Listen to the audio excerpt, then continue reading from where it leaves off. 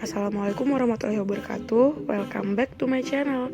Di video minggu lalu aku sudah membahas tentang peta persoalan audit PR di Indonesia, terutama pada studi kasus flash sale di Tokopedia tahun 2018. Di video kali ini aku akan membahas tentang prosedur mengaudit PR dan tahapan mengaudit PR. Semoga bermanfaat. Video kali ini aku akan membahas tentang tahapan mengaudit PR menurut Moore dan Jones.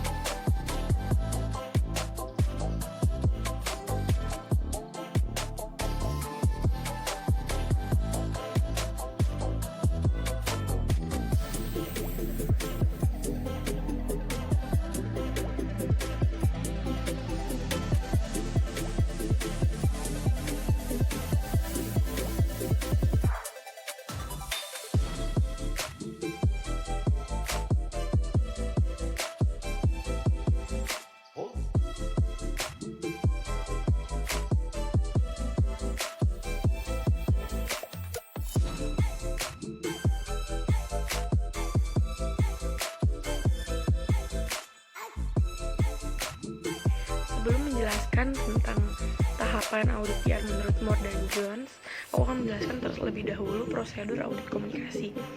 Prosedur audit komunikasi menurut Howard Greenbaum mengemukakan prosedur audit komunikasi yang dapat diterapkan pada level sistem komunikasi secara keseluruhan atau organizational system, dan pada level kegiatan-kegiatan komunikasi khusus atau individual communication activity. Setiap audit komunikasi diawali dengan pemeriksaan atas organizational system yang diikuti kegiatan-kegiatan komunikasi khusus yang dapat membedakan fokus lokasi bagi yang berminat di bidang komunikasi umum, iklim komunikasi organisasi, dan proses-proses komunikasi organisasinya. Lalu yang kedua, aku akan membahas tentang struktur keseluruhan sistem komunikasi. Pengkajian secara makro dari sistem komunikasi bertolak dari tujuan organisasi dan rencana organisasi. Dan selanjutnya aku akan menjelaskan struktur keseluruhan komunikasi. Kajian secara makro dari sistem komunikasi bertolak dari tujuan organisasi dan rencana organisasi agar dapat menentukan kebijakan-kebijakan komunikasi secara eksplisit maupun implisit. Bila tujuan-tujuan organisasi dan kebijakan-kebijakan komunikasi telah diketahui, selanjutnya diaplikasikan ke dalam action atau pelaksanaan. Langkahnya dengan menginventaris kegiatan-kegiatan komunikasi dan analisis yang meliputi klasifikasi berbagai kegiatan komunikasi menurut tingkatannya, itu baik individu, kelompok, organisasi. Menurut fungsi komunikasi, yaitu informatif, pengaturan, persuasif, atau integratif. Data yang diperoleh ditambah materi-materi umum tentang pengaruh lingkungan atas perilaku kepemimpinan merupakan faktor-faktor situasional organisasi. Informasi tentang sumber daya manusia yang dikaitkan dengan faktor-faktor situasional organisasi ditambah pengetahuan tentang berbagai rencana, polisi, tanggung jawab, metode pelaksanaan, dan sikap-sikap bisa digunakan sebagai dasar untuk mengajukan saran perubahan dan program-program komunikasi yang mensupport seluruh sistem komunikasi. Sekarang masuk ke topik pembahasan yang akan kita bicarakan. Nah, sekarang mulai masuk ke tahap prosedur audit humas. Seperti penggunaan metode penelitian lainnya, metode audit humas juga memiliki prosedur tersendiri yang harus dilalui peneliti sehingga persyaratan ilmiah dapat dipenuhi. Prosedur yang dimaksud dalam bahasan ini disebut tahapan yang perlu diuraikan dan dilakukan dalam audit humas.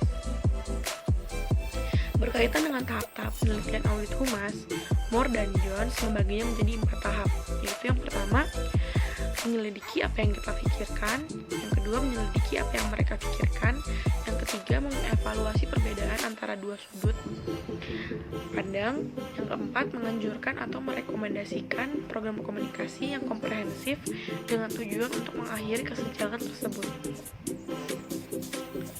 Dari keempat tahap tersebut dapat diuraikan satu persatu.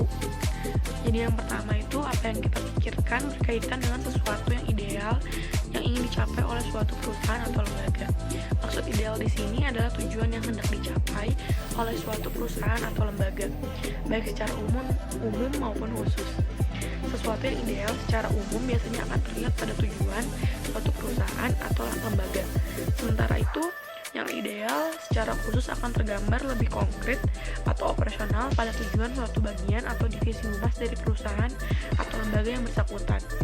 Untuk mengetahui apa yang dipikirkan atau ideal oleh suatu perusahaan atau lembaga, sebetulnya cukup mengacu pada tujuan dari bagian atau divisi humasnya.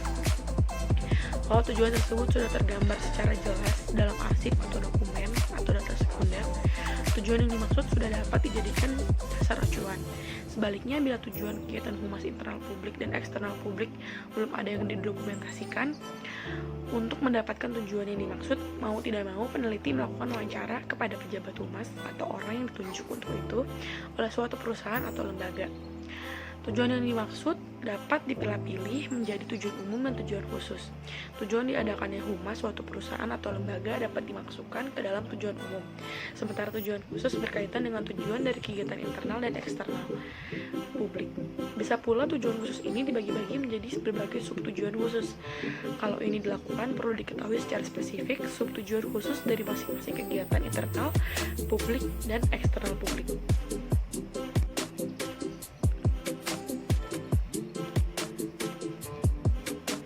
Tujuan umum, khusus, dan subkhusus yang dapat diteliti melalui audit humas hanyalah yang berkaitan dengan pandangan internal dan eksternal publik pada suatu perusahaan atau lembaga.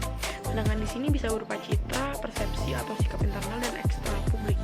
Ini berarti tujuan humas yang tidak berkaitan dengan citra, persepsi, dan sikap bukanlah kajian audit humas dalam arti studi citra. Karena audit humas masuk maupun penelitian kuantitatif. Mau tidak mau tujuan masing-masing kegiatan hendaknya dinyatakan secara kuantitatif pula. Kalau misalnya menurut pejabat humas bahwa tujuan kegiatan internal publik adalah menumbuhkan citra perusahaan atau lembaga yang baik bagi karyawannya, perlu ditanyakan pada intensitas berapa citra baik yang diharapkan idealnya itu. Jika citra yang baik dimaksudkan adalah intensitas ketujuh, pengukurannya juga harus sampai pada intensitas ketujuh. Bila citra yang baik itu dimaksudkan adalah intensitas kelima, pengukurannya juga harus sampai pada intensitas kelima. Namun yang perlu diingat, pengukuran citra sebaiknya menggunakan skala semantik diferensial yang menggunakan interval intensitas penilaian terhadap suatu objek mulai dari 1 hingga 7. Tujuan yang sudah dinyatakan secara kuantitatif ini dalam terminologi audit humas disebut company ideal, yang dalam terminologi penelitian secara umum disebut sesuatu yang diharapkan atau udah solen.